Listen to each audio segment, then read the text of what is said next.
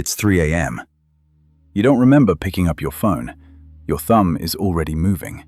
The screen is already glowing. But the real answer for why you're here is far stranger than boredom or bad habits. Your ancestors built you to do this. Not to scroll, to scan. For most of human history, waking in the middle of the night wasn't rest interrupted. It was a survival system switching on. A snapped twig outside the cave, a shift in the wind, a sound that didn't belong. The humans who woke up and checked were the humans who survived until morning.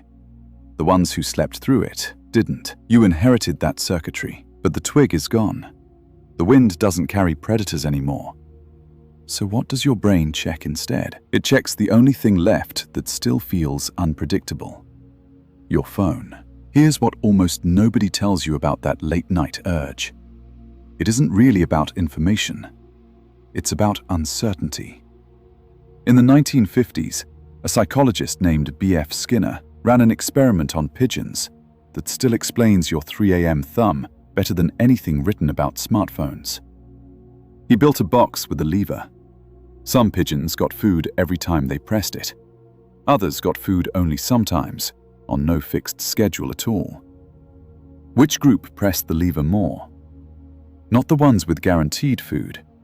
The ones with random, unpredictable rewards pressed it obsessively, long after the food stopped coming altogether. Skinner called it a variable reward schedule.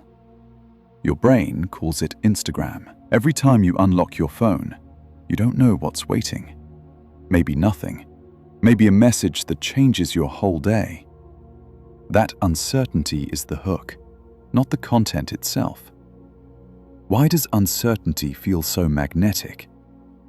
The answer lives inside a part of your brain most people have never heard of, and it isn't the pleasure center you'd expect. Neuroscientist Robert Sapolsky's research on dopamine reveals something almost unfair about how your brain works. Dopamine doesn't spike when you get the reward. It spikes in the anticipation of maybe getting it. The chemical rush isn't satisfaction, it's the chase. Which means the moment right before you check your phone feels better, chemically, than almost anything you'll actually find once you unlock it. Your ancestors' brains ran on this same chase. Was that rustle in the grass a threat or nothing? The uncertainty itself triggered the surge that kept them alert, kept them scanning, kept them alive. You're running the exact same software, just pointed at a glass rectangle instead of a savanna. But there's a second layer to this, and it might be the more uncomfortable one.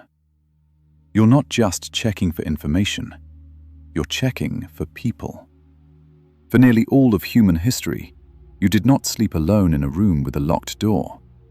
You slept in groups, tribes, families pressed together for warmth and protection, because a human isolated from the group was a human who didn't make it through the season.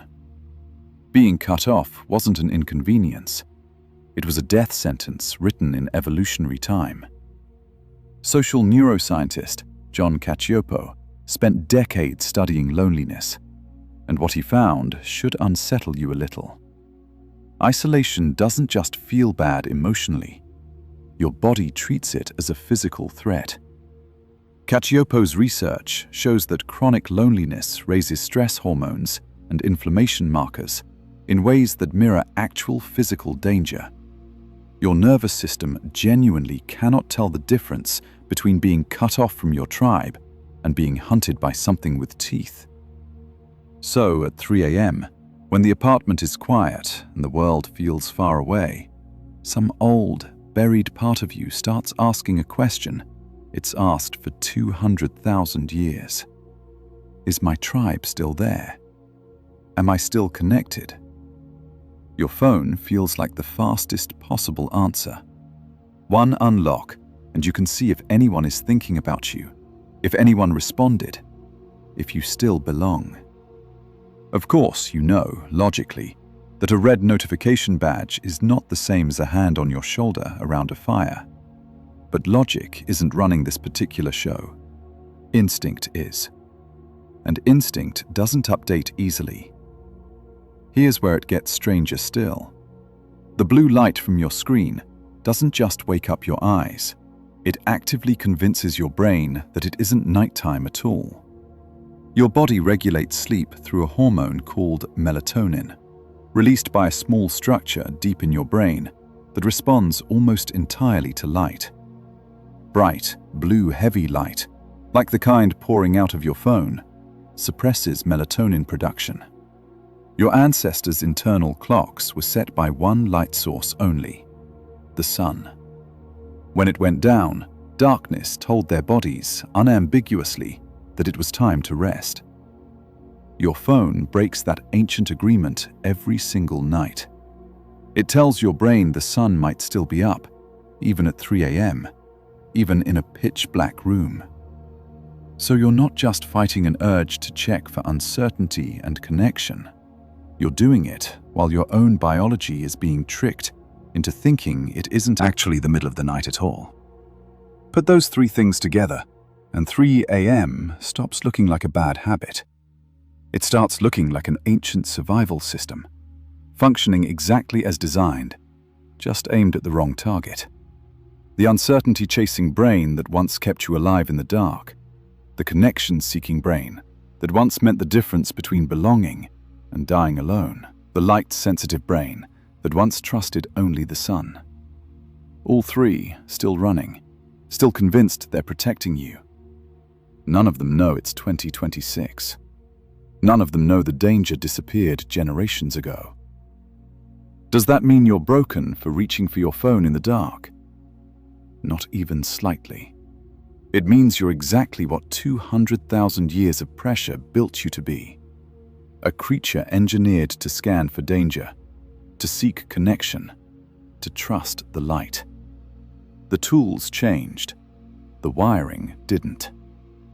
So tonight, when you wake up and your thumb starts moving before your mind has even caught up, you'll know what's actually happening underneath it.